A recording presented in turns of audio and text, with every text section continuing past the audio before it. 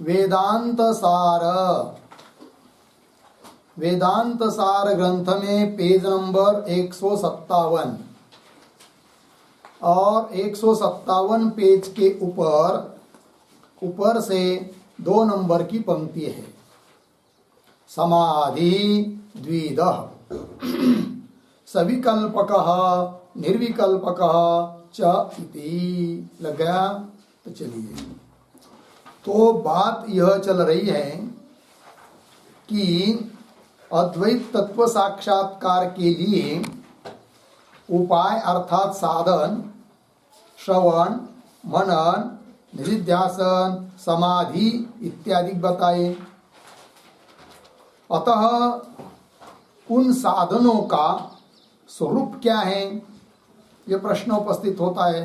हुआ तब श्रवण बताया, मनन की व्याख्या की, निधिध्यासन भी बताया। उसके बाद आता है नंबर समाधि। तो समाधि क्या चीज है उसको बता रहे हैं। तो समाधि 2 प्रकार की कह रहे हैं। तो 2 प्रकार की समाधि है, किंतु समाधि किसको कहते हैं? तो पहले समाधि की व्याख्या लिख लीजिए। समाधि बराबर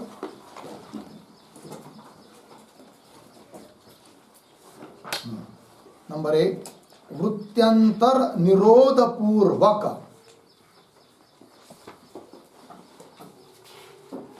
वृत्त्यंतर निरोध पूर्वक आत्मगोचर,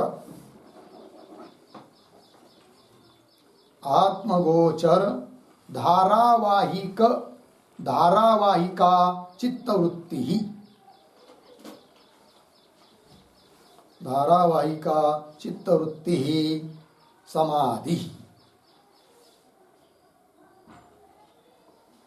ठीक है। वृत्त्यंतर निरोध पूर्वक जो ध्येय है, ध्यान का विषय है, तो उससे अतिरिक्त अन्य जो वृत्तियां, उन सभी वृत्तियों का निरोध करके, रोक कर, जैसे आत्माकार वृत्ति करनी है तो आत्मा से भिन्न घट पट मठ शरीर आदि इत्याकारक जी हमेशा वृत्ति होती रहती है। उन वृत्तियों का क्या करना है? निरोध। अर्थात अन्य पदार्थाकार वृत्ति न होने देकर केवल ध्येयाकार ही वृत्ति का प्रवाह बनाए रखना, इसी का नाम है क्या? समाधि। तो वही लिखा, वृत्त्यंतर निरोध पूर्वक आत्मगोचर, आत्म विषयक जो धारावाहिका चित्तवृत्ति, चित्तवृत्ति की धारा, केवल आत्माकार ब्रह्माकार ही वृत्ति हमेशा रखना, यही हो जाती है क्या? समाधि। और उस समाधि के 2 प्रकार हैं। कौन 2 प्रकार है वो दे रहे मूल में, देखिए।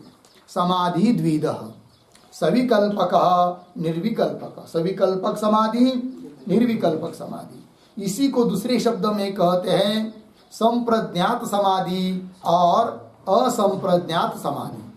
सविकल्पक समाधि को कहते हैं संप्रज्ञात समाधि, और निर्विकल्पक समाधि को कहते हैं क्या? असंप्रज्ञात समाधि। ठीक है। आइए अब 2 विभाग बताए। उन 2 में से जो पहला विभाग है सविकल्पक समाधि, तो सविकल्पक समाधि का मतलब क्या है, उसकी क्या व्याख्या है, वो बता रहे स्वयं ग्रंथकार। ठीक है। तो देखो, तत्र सविकल्पक नाम, मिला ना पंक्ति? सविकल्पक समाधि का लक्षण कर रहे हैं। तत्र उन 2 समाधियों में सविकल्पको नाम ज्ञातृ ज्ञानादि विकल्प लय अनपेक्षया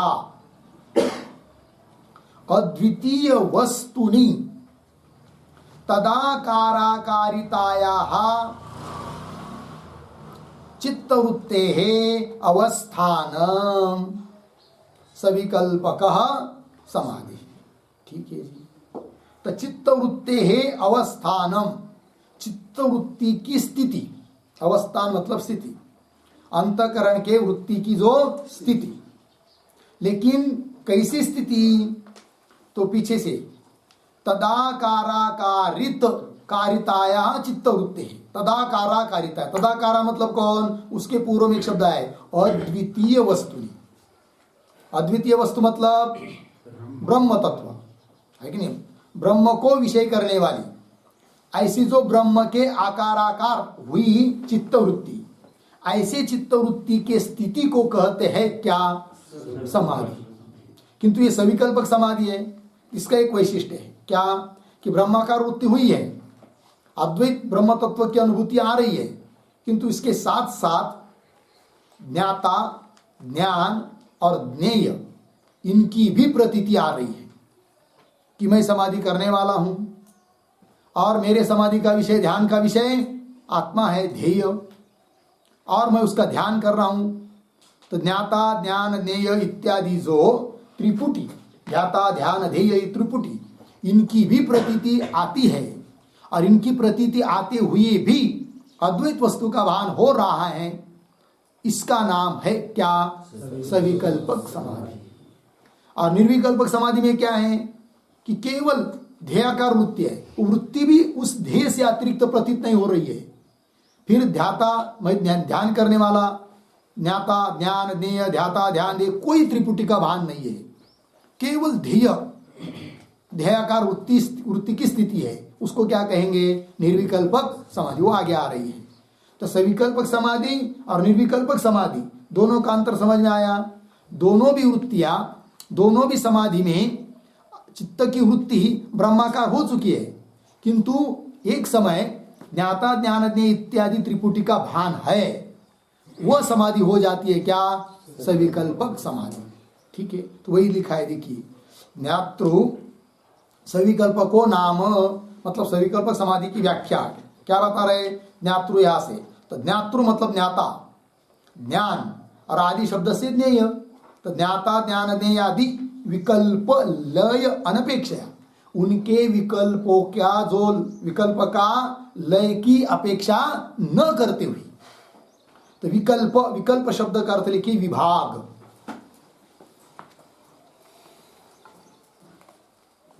विकल्प मतलब विभाग, और लय शब्द का अर्थ लिखिए समाप्ति, समाप्ति, निवृत्ति।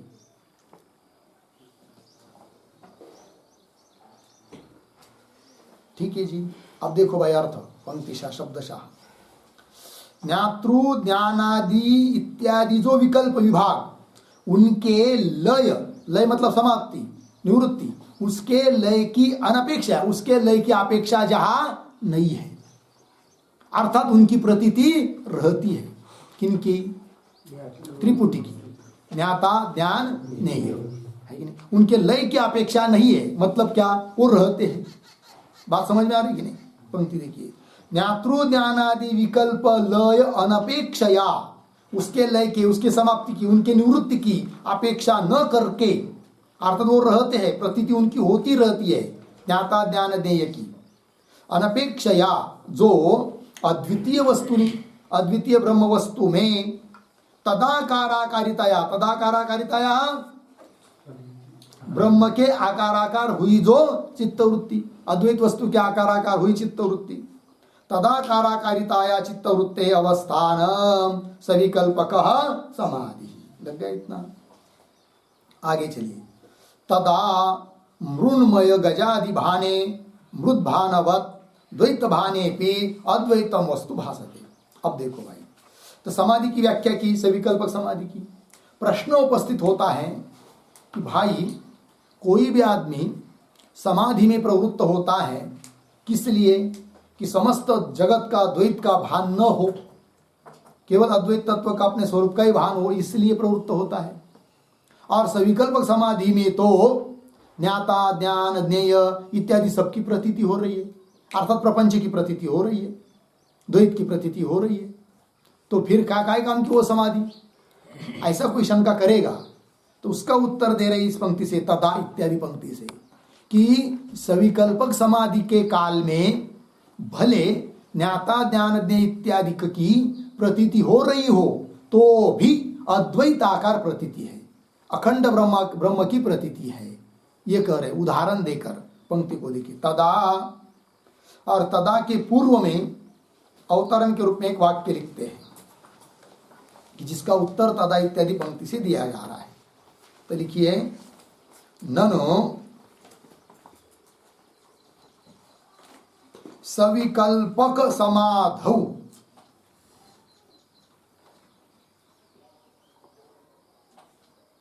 सविकल्पक समाधौ सकल भेद निराकरणाय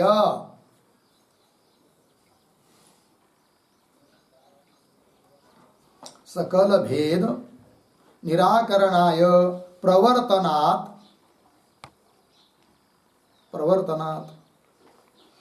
तत्रापि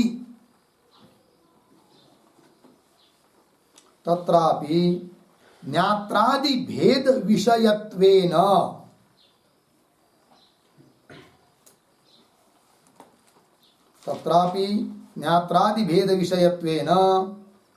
न अद्वैत वस्तु मात्र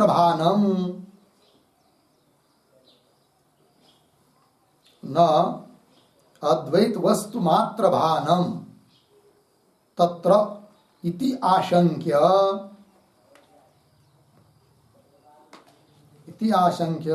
आह तदा इति। ठीक है, देखो भाई अर्थ। तो पूर्व पक्षी कहता है कि सविकल्पक समाधि में आदमी या कोई भी समाधि में आदमी प्रवृत्त होता है, किस लिए? सकल भेद निराकरणाय, समस्त भेद की निवृत्ति होने के लिए। अब उब गया जगत से, चाहता है अब जगत की प्रतीति न आवे, केवल ब्रह्म की परमात्मा की प्रतीति आवे, अतः एकांत में जाकर आंख मुंह बंद करके ध्यान कर रहा है। और वहां पर भी जगत के अंतर्गत जो पदार्थ है, जैसे ज्ञाता ज्ञान देय, उनकी भी प्रतीति हो रही है, तो क्या काम की वो समाधि?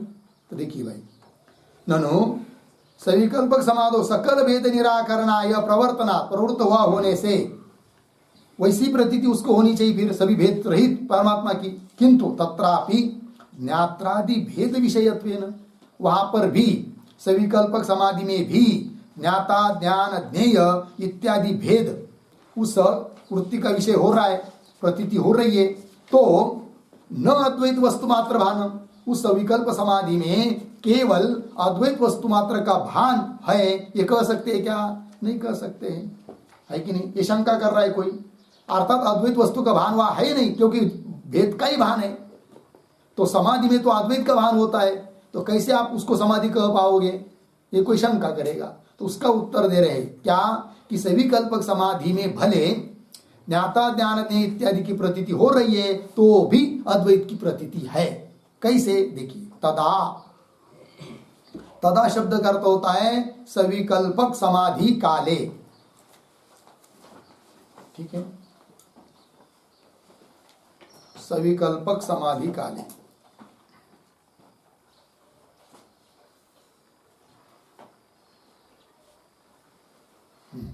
देखो, तदा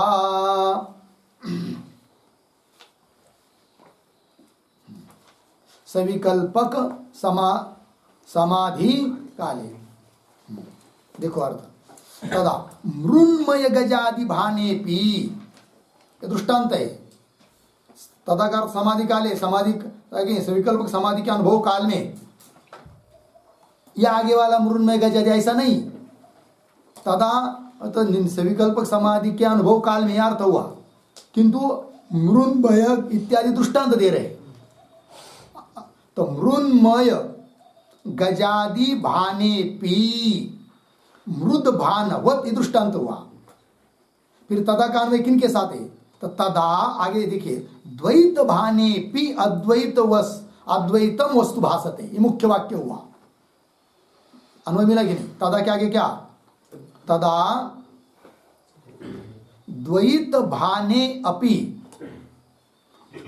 अद्वैतम वस्तु भासते। तदा सविकल्पक समाधि काल में द्वैत का भान होने पर भी अद्वैतम वस्तु भासते, अद्वैत वस्तु की प्रतीति होती है, द्वैत का भान होने पर भी। बोलेंगे कैसे? उदाहरण तो बीच वाला उदाहरण दिया है, मृन्मय गजादि भानेपि मृद भानवत, ये दृष्टांत है। ठीक है ना? कैसा है दृष्टांत? दृष्टांत को समझ लेते हैं। होता क्या है, हत्ती बनाया किसी ने, गज, हाथी, हाथी को बनाया।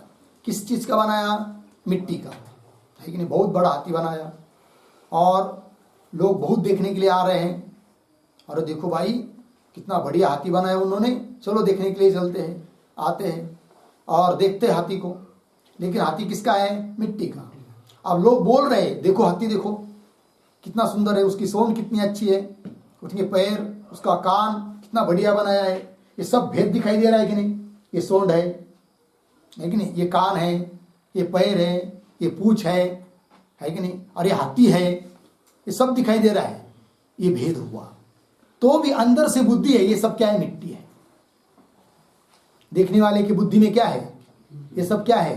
मिट्टी। मिट्टी के अतिरिक्त कुछ नहीं है। तो सभी द्वैत का, सोंड, कान, नाक, पूंछ, इन सभी वस्तुओं की प्रतीति होते हुए भी, हाथी करके प्रतीति होते हुए भी, मतलब भेद दिखाई दे रहा है, बोल भी रहा है, तो भी प्रतीति किसकी है?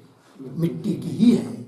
उस प्रकार सविकल्पक समाधि के काल में ज्ञाता, ज्ञान, ध्येय इत्यादि की प्रतीति हो भी रही है, तो भी अंदर से बुद्धि है क्या? सब ये सब अद्वैत ब्रह्म के अतिरिक्त तो कुछ नहीं, ब्रह्म ही है।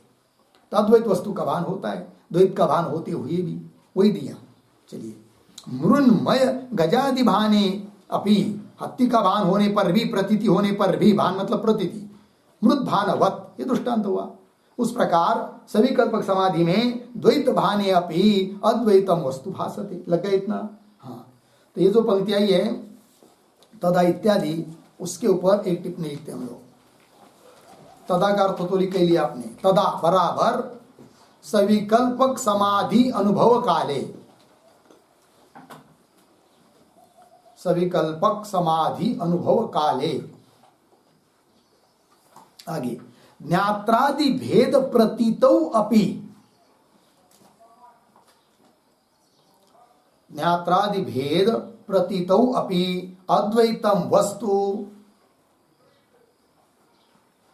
अद्वैतम वस्तु भासते एव, अद्वैतम वस्तु भासते एव, पूर्ण विराम। आगे सुवर्णमय कुंडलादि भाने, सुवर्णमय कुंडलादि भाने सुवर्ण भानवत, सुवर्ण भानवत, अर्धविराम। मृन्मय गजादि भाने, मृन्मय गजादि भाने मृद भानवच्च, मृद भानवच्च। आगे गजादि भानस्य,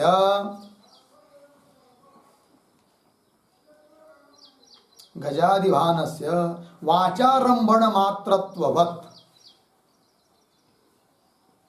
वाचारंभण मात्रत्ववत्, वाचारंभण मात्रत्ववत् ज्ञात्रादि भानस्य अपि, ज्ञात्रादि भानस्य अपि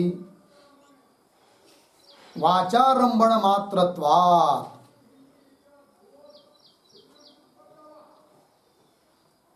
वाचारंभण मात्रत्वात् अद्वैतम एव वस्तु भासते, अद्वैतम एव वस्तु भासते इत्यर्थ। ठीक, देखो भाई अर्थ। तदा मतलब सविकल्पक समाधि के अनुभव काल में ज्ञात्रादि भेद प्रतीतो अपि, ज्ञाता ज्ञान ज्ञेय इत्यादि भेद की प्रतीति होते हुए भी, होने पर भी अद्वैतम वस्तु भासते एव। कैसे? दो दृष्टांत दिए। स्वर्णमय कुंडलादि भाने भी, सुवर्ण भानव, सोने के बहुत सारे अलंकार बने हुए हैं, दिखाई दे रहे हैं कि ये क्या है, ये माला है, ये कुंडल है, ये अमुक है, तमुक है, अलग अलग भान हो रहा है, तो भी बुद्धि है अंदर से क्या ये सब सुवर्ण है कि नहीं? तो अद्वैत की प्रतीति है, सभी में क्या है? सुवर्ण है, अलग अलग दिखाई दे रहे तो भी। उसी प्रकार और एक दृष्टांत, मृन्मय गजादि भाने भी, है कि नहीं। मृद भानवत, ये मिट्टी ही है, इस प्रकार की प्रतीति होती है। उस प्रकार जैसे कि दृष्टांत में गजादिभान से वाचारंभण मात्रत्वात्, ये हाथी है या कुंडल है कि नहीं, ये सोने की माला है, ये सोने का अमुक अलंकार है, ये सब केवल वाणी मात्र है, शब्द मात्र है। वस्तुतः ये सब क्या है, स्वर्ण है। वस्तुतः वो सब क्या है, हाथी का वो सब मिट्टी ही है। उस प्रकार गजादिभान से वाचारंभण मात्रत्ववत् ज्ञात्रादिभान से, सविकल्पक समाधि के अनुभव काल में ज्ञाता ज्ञानेय ये प्रतीति हो रही है, किंतु वो सब क्या है, वाचारंभण है सब क्या, अद्वैत वस्तु मात्र ब्रह्म ही है।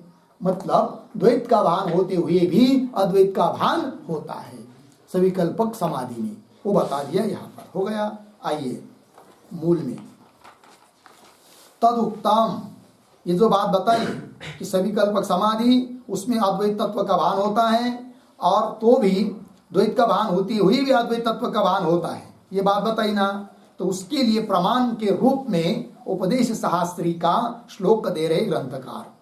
ठीक है।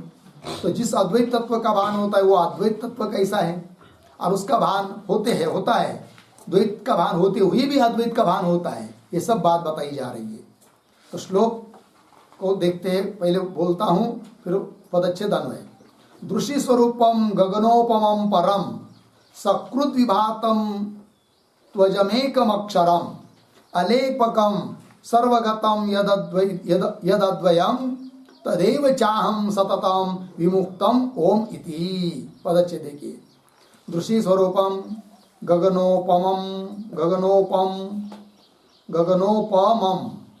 परम सकृत विभातम तु अजम एकम अक्षरम अलेपकम सर्वगतम यद अद्वयम तद एव च अहम सततम विमुक्तम ओम इति। हो गया। अन्वय देखिए थोड़ा, पहले पंक्ति में दृश्य स्वरूपम गगनोपमम, फिर एक शब्द छोड़कर नीचे की पंक्ति में आइए। सकृत विभातम तू अजम एकम अक्षरम, तीसरी पंक्ति में आइए। अलेपकम सर्वगतम, आगे का एक शब्द छोड़कर उसके आगे अद्वयम, फिर नीचे के पंक्ति में सततम विमुक्तम ओम इति।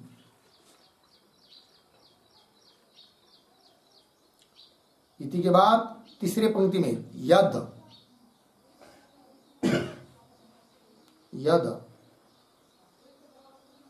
फिर पहले पंक्ति में अंतिम का शब्द यद, उसके बाद परम, चौथे पंक्ति में तदेव च अहम, तदेव च अहम। हो गया जी। देखो भाई, तो दृश्य स्वरूपम गगनोपमं सकृत विभातम अजम एकम अक्षरम अलेपकम सर्वगतम अद्वयम सततम विमुक्तम ओम। तो ओम अर्थात परमात्मा ब्रह्म, और उसके सब विशेषण है। इति, ये सब इस प्रकार परमात्मा का भान होता है। ठीक है ना। तो हाँ, विमुक्तम ओम इति यद परम, ओम शब्द से कहा जाने वाला जो परम का अर्थ ब्रह्म, तदेव च अहम, वही मैं हूं, ये बोध हो रहा है। तो चलिए इस श्लोक में जो बहुत सारे शब्द है उन शब्दों का अर्थ हम लोग लिख लेते थोड़ा। तो पहला शब्द है दृश्य स्वरूपम। तो लिखिए, दृश्य स्वरूपम बराबर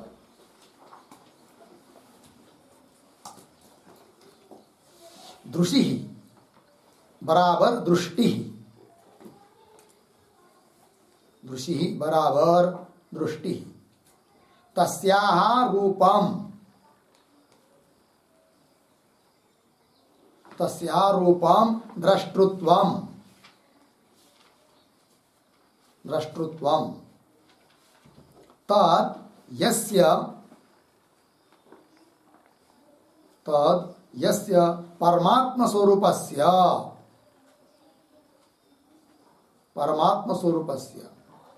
तद दृशी स्वरूपम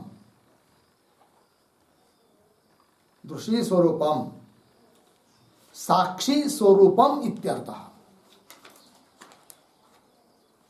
साक्षी स्वरूपम इत्यर्थः पूर्ण विराम। तदुक्तम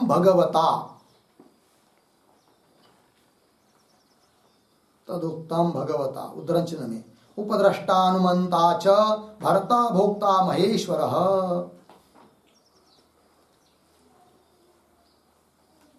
उपद्रष्टानुमंता च भर्ता भोक्ता महेश्वरः पूर्ण विराम। परमात्मेति चाप्युक्तो देहेस्मिन् पुरुषः परः। परमात्मेति चाप्युक्तो देहेस्मिन् पुरुषः परः इति हो गया। देखो भाई अर्थ, तो उस परमात्मा को दृश्य स्वरूप कह दिया। दृश्य स्वरूप का मतलब क्या?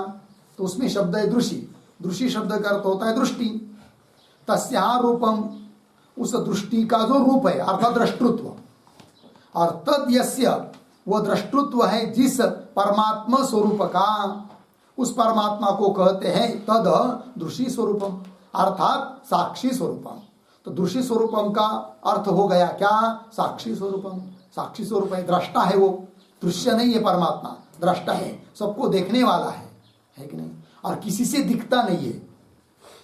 जैसे घट दृश्य है, दृष्टा नहीं, और आत्मा दृष्टा है, दृश्य नहीं, है कि नहीं? तो वही आत्मा अर्थात परमात्मा क्या है? दृष्टा, सबको देख रहा है किंतु उसको कोई देख नहीं सकता, वो स्वसंवेद्य है। ठीक है, तो साक्षी स्वरूपम कह दिया। और भगवान श्री कृष्ण ने भी गीता में कहा है परमात्मा के लिए क्या? साक्षी, वही कहा है उपद्रष्टा शब्द से।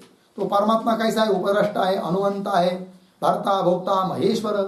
परमात्मा इति च परमात्मेति चाप्युक्तो देहेस्मिन् पुरुषः परः, वही देह के भीतर पुरुष है, पुरुष है परमात्मा, है कि नहीं? आगे चलिए, दूसरा विशेषण गगनोपमम, उसका अर्थ लिखिए। गगनोपमम बराबर गगनम उपमा, गगनम उपमा बराबर दृष्टांत। दृष्टांत यस्य तत् गगनोपमम, गगनोपमम अर्धविराम गगनवत् निर्लेप स्वरूपम इत्यर्थः। गगनवत् निर्लेप स्वरूपम इत्यर्थः पूर्ण विराम। तथा च भगवत वचनम, तथा च भगवत वचनम उद्धरण चिन्ह यथा सर्वगतम सौक्ष्म्यादाकाशम नोपलिप्यते। यथा सर्वगतम सौक्ष्म्यादाकाशम नोपलिप्यते पूर्ण विराम। सर्वत्रावस्थितो देहे, सर्वत्रावस्थितो देहे तथात्मा नोपलिप्यते इति। हो गया। नीचे की पंक्ति में पैराग्राफ छोड़कर यद्वा, यद्वा गगनोपमम बराबर गगनवत् अमूर्त स्वरूपम इत्यर्थः। अमूर्त स्वरूपम इत्यर्थः पूर्ण विराम। उद्धरण चिन्ह में आकाश शरीरम ब्रह्म, उद्धरण चिन्ह बंद, इति श्रुते है। आकाश शरीरम ब्रह्म इति श्रुते है। ठीक है, देखो भाई अर्थ, उस परमात्मा को गगनोपम कह दिया। गगनम उपमा, उपमा शब्द का अर्थ दृष्टांत। गगन है, उपमा अर्थात दृष्टांत, जिसके लिए तत् उसको कहते हैं क्या? गगनोपमम अर्थात गगनवत निर्लेप स्वरूपम। गगन जैसा कैसा है? आकाश निर्लेप है, आकाश के लिए किसी चीज का लेप लगता नहीं है। उस प्रकार परमात्मा भी कैसा है? निर्लेप है, निर्लेप स्वरूपम। और कहा भी है, उसके लिए प्रमाण दे दिया, यथा सर्वगतम सौक्ष्म्यात् आकाशम नोपलिप्यते, कि सर्वगत सूक्ष्म आकाश जिस प्रकार किसी चीज से लिप्त होता नहीं है, न उपलिप्यते, उसी प्रकार सर्वत्र अवस्थित देह तथा उसी प्रकार देह सर्वत्र अवस्थित आत्मा न उपलिप्यते, सभी देहों में स्थित जो आत्मा है वो भी किसी चीज से लिप्त होता नहीं है। कहने का तात्पर्य आकाश की उपमा दी है परमात्मा के लिए। क्यों? गगनोपमम का अर्थ कर रहे हैं, गगनवत अमूर्त स्वरूपम। तो दो अर्थ हुए गगनोपमम के।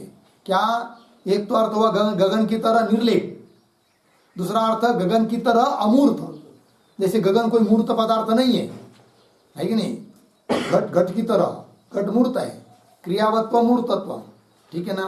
या परिचिन्न परिमाणत्व मूर्तत्व, तो घट पट क्या है? मूर्त है। उस प्रकार परमात्मा मूर्त नहीं है, गगन की तरह अमूर्त है। गगनवत अमूर्त स्वरूपम इत्यर्थ। और कहा है आकाश शरीरम ब्रह्म, आकाश की जैसा है कौन? ब्रह्म इति श्रुते है। चलिए आगे का विशेषण, सकृत विभातम बराबर, उसका अर्थ लिखिए, सकृत बराबर एकदा एव, सकृत बराबर एकदा एव विभातम, विभातम बराबर सर्वदा एक स्वरूपेण, सर्वदा एक स्वरूपेण,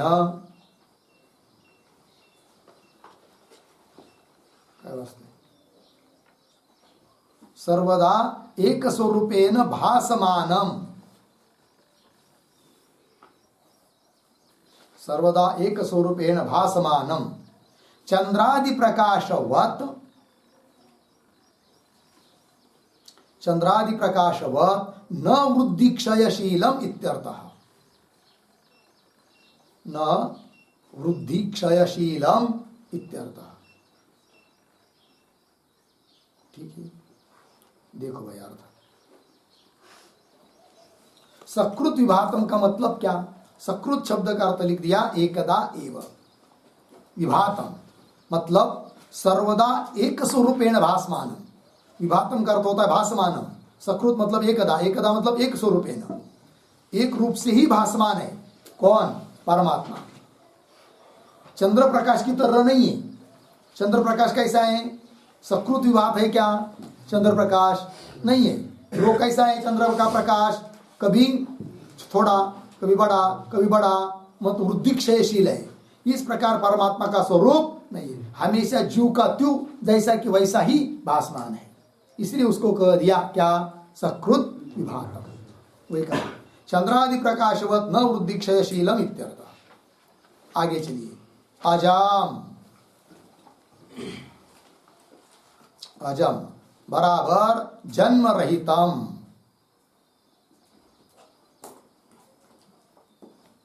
जन्म रहितम। परमात्मा अज है मतलब जन्म रहित, उसका जन्म होता ही नहीं है कि नहीं? अनादि है वो, जैसा कि वैसा ही है। हाँ। एकम प्रतीक, एकम बराबर निरस्त सर्वोपाधि भेदम, निरस्त सर्वोपाधि भेदम हो गया। मतलब क्या? कि समस्त उपाधिकृत भेद जहां निरस्त हुआ है, समाप्त हुआ है, कोई अब उपाधिकृत भेद नहीं है। ऐसा है वो कौन? परमात्मा एक है। आगे अक्षरम बराबर विनाश धर्म राहित्येन,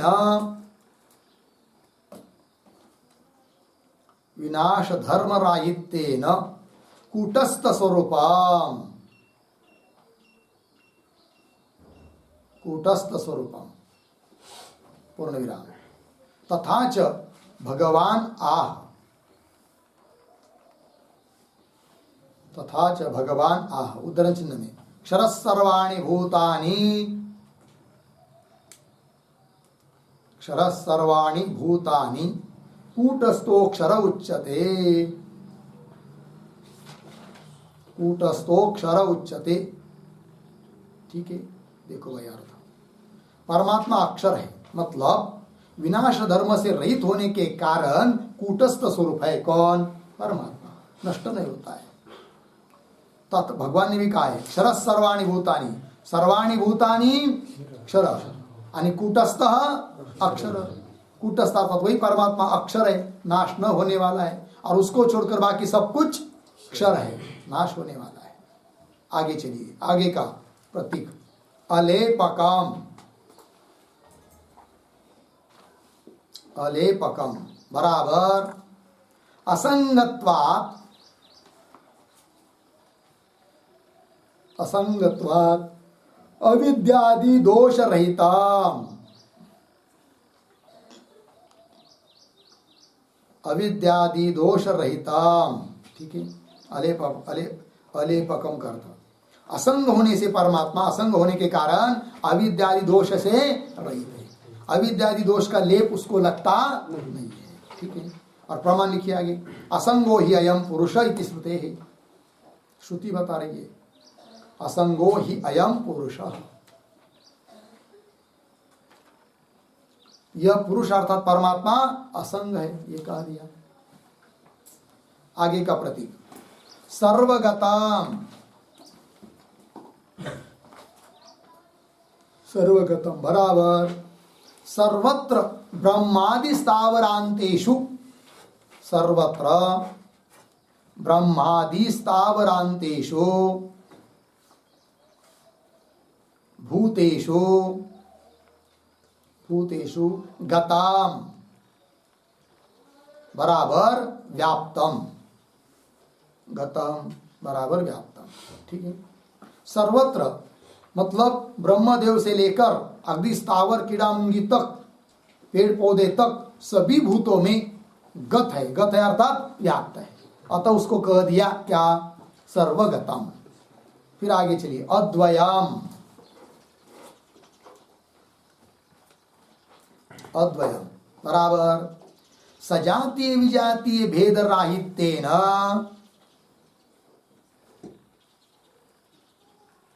सजातीय विजातीय भेद राहित्येन द्वितीय रहितम, द्वितीय रहितम। ठीक है, देखो भाई, सजातीय विजातीय भेद से रहित होने के कारण, मतलब जिसमें सजातीय भेद नहीं है, विजातीय भेद नहीं है, स्वगत भेद नहीं है, सभी भेदों से रहित होने के कारण द्वितीय रहित है, इसलिए उसको कह दिया क्या? अद्वयम, दो ही तरीक है। आगे चलिए सततम विमुक्तम, प्रतीक सततम विमुक्तम बराबर सर्वदा, सर्वदा कार्य कारणात्मक, कार्य कारणात्मक सर्वोपाधि विनिर्मुक्तत्वेन, सर्वोपाधि विनिर्मुक्तत्वेन, सर्वोपाधि विनिर्मुक्तत्वेन सततैक रूपम इत्यर्थः, सततैक रूपम इत्यर्थः। ठीक है, पूर्ण विराम। तथा च भागवते, तथा च भागवते उद्धरण चिन्ह में बद्धो मुक्त इति व्याख्या, बद्धो मुक्त इति व्याख्या गुणतो, गुणतो में न वस्तुतः, गुणतो में न वस्तुतः, उद्धरण चिन्ह इति हो गया। आगे तथा च, तथा च एतादृशम, एतादृशम निरतिशय आनंदम, निरतिशय आनंदम यत् परम ब्रह्म, यत् परम ब्रह्म तदेव अहम इति भावयतः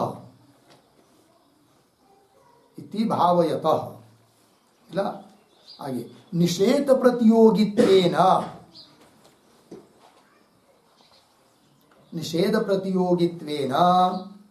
तत्तत् उपाधिभानात्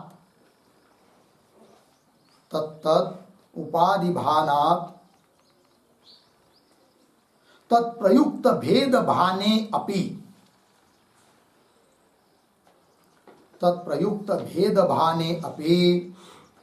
अद्वैतम भासते एव इत्यर्थः।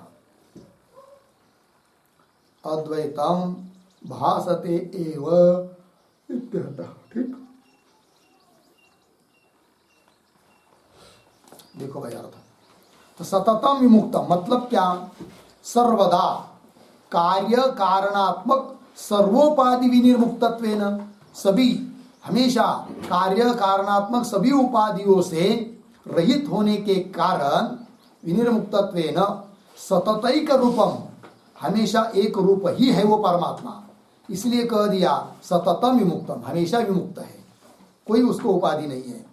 और भगवान ने भागवत में भी ऐसा कहा है, बद्धो मुक्तो बद्धः मुक्तः इति व्याख्या गुणतः, गुण को लेकर ये क्या है, ये बद्ध है मुक्त है, ये परिभाषा बोली जाती है। वस्तुतः में न, वस्तुतः ये सब कुछ बद्धता मुक्तता मेरे में है नहीं है।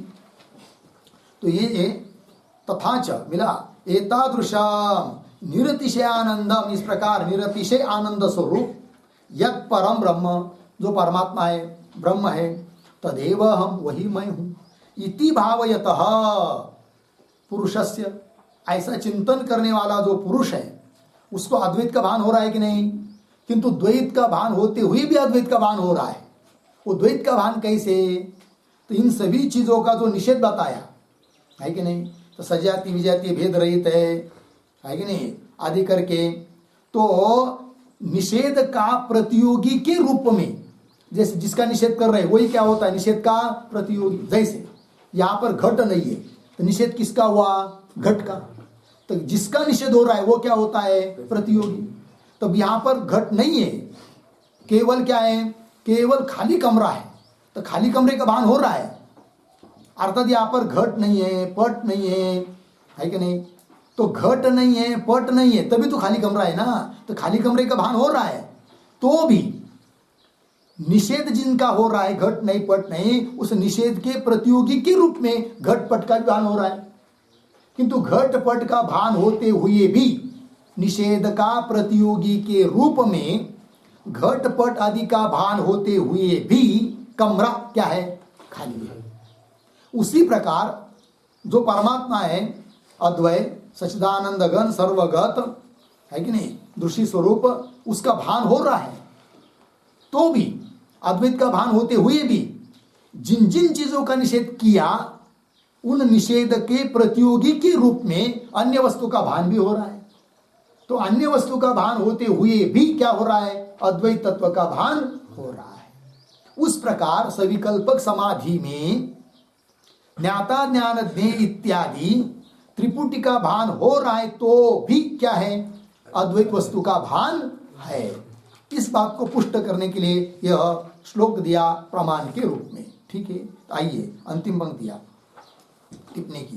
तथा च एतादृशम निरतिशयानंदम यत् परम ब्रह्म तदेव हम इति भावयत, ऐसा भावना चिंतन करने वाला पुरुष के लिए क्या? तो निषेध प्रतियोगित्वेन, निषेध के प्रतियोगी के रूप में तत्तद उपाधि भानात्, उस उपाधि का क्या होता है? भान, प्रतीति। तत्प्रयुक्त, उस भान से होने वाला जो प्रतीत होने वाला जो भेद, उस भेद का भान होने पर भी तत्प्रयुक्त भेद भाने अपि अद्वैतम भासते, अद्वैत तत्व का भान होता ही है। लग गया? उस प्रकार सविकल्पक समाधि में ज्ञाता ज्ञान इत्यादि भेद का भान होते हुए भी अद्वैत वस्तु का भान है। लगा? चलिए आगे। तो ये बात हो गई भाई सविकल्पक समाधि के बारे में। अब निर्विकल्पक समाधि क्या है उसको दे रहे ग्रंथकार आगे की पंक्ति में। देखिए, निर्विकल्पक तु, निर्विकल्पक का मतलब निर्विकल्पक समाधि, निर्विकल्पकः तु ज्ञातृ ज्ञानादि विकल्प लय अपेक्षया अद्वितीय वस्तुनि तदाकाराकारितायाः चित्तवृत्तेः अतितराम एकी भावे न अवस्थानम। मिल गया? देखो भाई, निर्विकल्पक समाधि में ज्ञाता ज्ञानेय इत्यादि त्रिपुटी का भान होता नहीं है। वही कहा ज्ञातृ ज्ञानादि विकल्प, विकल्प मतलब विभाग, ज्ञाता ज्ञान इत्यादि विभाग, उन सभी विभागों का लय, लय मतलब समाप्ति, निवृत्ति, उसकी अपेक्षा निवृत्ति हो जाती है यहाँ पर। और ऊपर क्या कहा था? लय अनपेक्षा, लय की अपेक्षा वहां पर नहीं थी, कहा सविकल्पक समाधि में। और निर्विकल्पक समाधि में क्या? इन सभी चीजों के लय की अपेक्षा है, निवृत्ति की अपेक्षा है। तो लय अपेक्षया अद्वितीय वस्तुनि, अद्वितीय ब्रह्म वस्तु में तदाकाराकारिताया, उस अद्वैत वस्तु के आकार आकार, ब्रह्म के आकार आकार जो चित्तवृत्ते है, चित्तवृत्ति का अतितराम है कि नहीं, मतलब अत्यंत एक ही भावेन अवस्थान, अत्यंत एक रूप होकर जो अवस्थान है चित्तवृत्ति का, स्थिति उस ब्रह्म में, उसको कहते हैं क्या? निर्विकल्पक समाधि। मतलब वो वृत्ति भी उस ब्रह्म से अलग करके प्रतीत हो नहीं रही है, केवल ब्रह्म की प्रतीति हो रही है। अतः वो हो गया क्या? निर्विकल्पक समाधि। तो कैसा रहता है वहां उस समय वृत्ति ही किस प्रकार रहती है, कहाँ रहती है, वो दृष्टांत से बता रहे हैं। तदा तू, मिला पंक्ति, तदा मतलब निर्विकल्पक समाधि अनुभव काले, निर्विकल्पक समाधि का अनुभव काल में। तदा तू जलाकाराकारित लवण अनवभासेन जलमात्र अवभासवत् अद्वितीय वस्तु आकाराकारित चित्तवृत्ति अनवभासेन अद्वितीय वस्तु मात्रम अवभासते। दृष्टांत दिया है भाई, सरल सोपा है। जलाकाराकारित लवण, जैसे जल लिया आपने, पानी, और थोड़ा सा क्या लिया? नमक, और पानी में डाल दिया और पानी को घोल दिया। अब वह नमक पानी में जो डाला हुआ है वो पानी से अतिरिक्त करके प्रतीत होता है क्या? नहीं होता है। किंतु उसमें नमक नहीं है क्या? है, किंतु अलग रूप से प्रतीत होता हुई जो वृत्ति उस निर्विकल्पक समाधि में वो इतनी तादात्म्यपन्न हो गई ब्रह्म के साथ कि अलग रूप से प्रतीत होती नहीं है। यही कह रहे। तदा तु जलाकाराकारित लवण नमक अनवभासेन, अलग करके भाषित होता नहीं है। जल मात्र अवभासवत, केवल जल का ही अवभास हो रहा है, प्रतीति हो रही है। नमक है तो भी अलग से प्रतीत होता नहीं है। जल मात्र अवभासवत, ये दृष्टांत हुआ। उस प्रकार अद्वितीय वस्तु आकाराकारित चित्त वृत्ति, अद्वितीय वस्तु ब्रह्म वस्तु, उस ब्रह्म वस्तु क्या आकाराकार हुई जो चित्त की वृत्ति, आकाराकारित चित्त वृत्ति अनवभासेन, वह चित्त वृत्ति उस ब्रह्म से अतिरिक्त प्रतीत होती नहीं है। जैसे जल में मिला हुआ नमक अलग से प्रतीत होता नहीं है। तो चित्त वृत्ति अनवभासेन, चित्त वृत्ति की अलग रूप से प्रतीति न होने के कारण अद्वितीय वस्तु मात्रम अवभासते, केवल अद्वितीय वस्तु मात्र प्रतीत होती है। कहा निर्विकल्पक समाधि में। दोनों समाधियों का अंतर समझ में आया? सविकल्पक समाधि और निर्विकल्पक समाधि दोनों में भी ब्रह्माकार वृत्ति है, किंतु एक में ज्ञाता ज्ञानादि त्रिपुटी का भान है और एक में ज्ञाता ज्ञानादि इत्यादि त्रिपुटी का भान नहीं है। ये दोनों में अंतर हुआ। ठीक है। अब इस पर कोई कहेगा कि सुषुप्ति अवस्था में भी चित्तवृत्ति तो अलग से प्रतीत नहीं होती है और ज्ञाता ज्ञान या दूसरा कोई चीज कुछ भान नहीं होता है। कहा सुषुप्ति में। फिर निर्विकल्पक समाधि और सुषुप्ति, इन दोनों में क्या अंतर हुआ? अर्थात आपके निर्विकल्पक समाधि का लक्षण अतिव्याप्त हो जाएगा। कहा सुषुप्ति में। ऐसी कोई शंका करेगा तो उसका उत्तर दे रहे ततश्च अस्य इत्यादि पंक्ति से। ठीक है, मिला ना? ततश्च अस्य सुषुप्तेः च अभेद शंका न भवति। इसलिए तो सुषुप्ति के साथ अभेद शंका नहीं होती है। अर्थात सुषुप्ति अलग चीज है, निर्विकल्पक समाधि अलग चीज है। क्यों, कैसे भाई? तो ये जो ततश्च पद आया है ना, या उसके बारे में बाद में देखते हैं। पहली पंक्ति पढ़ लीजिए यहाँ की। ततश्च, ऐसा होने के कारण अस्य पद आया। ततश्च अस्य, अस्य निर्विकल्पक समाधेः,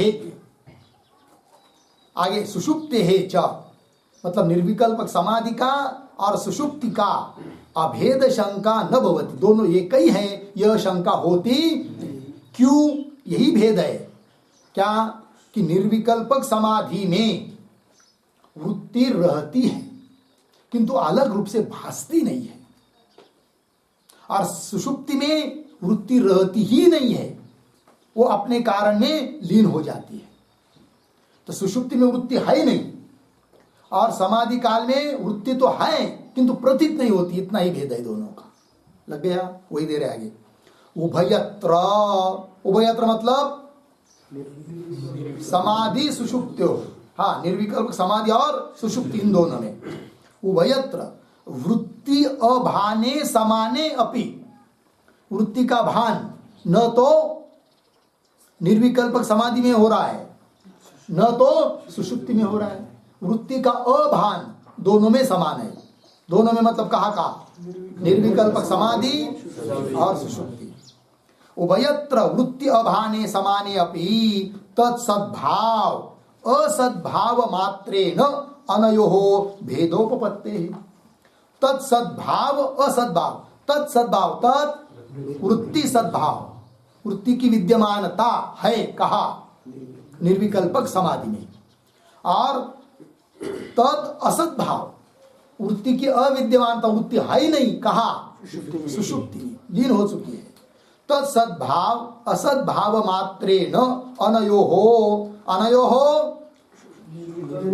निर्विकल्पक समाधि सुषुप्ति, ठीक है ना?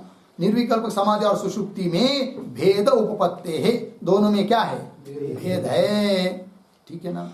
तो भेदोपपत्ते है, उस पर एक वाक्य लिखते हैं अंतिम। समाधौ, समाधौ कि वह निर्विकल्पक समाधौ अज्ञायमान वृत्ति सद्भावात्, अज्ञायमान वृत्ति सद्भावात् अर्धविराम सुषुप्तौ वृत्ति अभावात् च।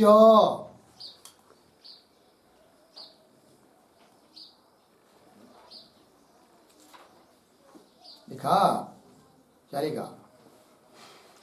सुषुप्तौ वृत्ति अभावात् च तयोः भेदोपपत्तेः इत्यर्थः।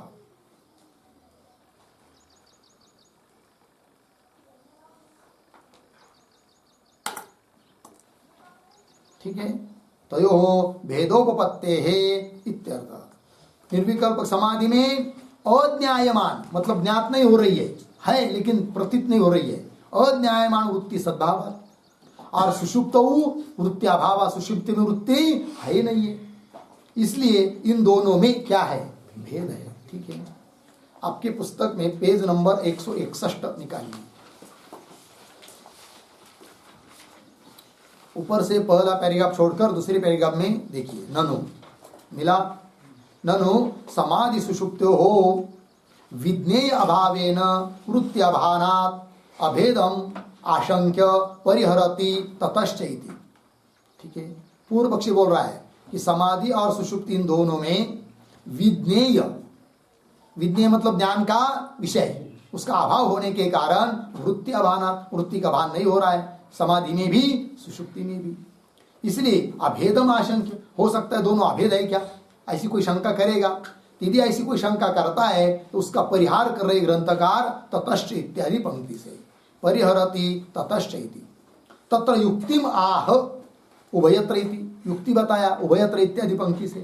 तो क्या, तो देखिए टीका में, समाधि सुषुप्त्यो हो उभयत्र, दोनों जगह, वृत्ति अभाने समाने अपि, वृत्ति का अभान समान होने पर भी, समाधौ समाधि में, निर्विकल्पक समाधि में, जलाकाराकारित लवणम इव, जल के आकाराकार हुआ जो लवण उसकी तरह, इव अद्वितीय वस्तुनि, अद्वितीय ब्रह्म वस्तु में, अतितराम एक ही भावेन अतिशय एकरूप हो जाने के कारण अनवभासमानाया वृत्ते है।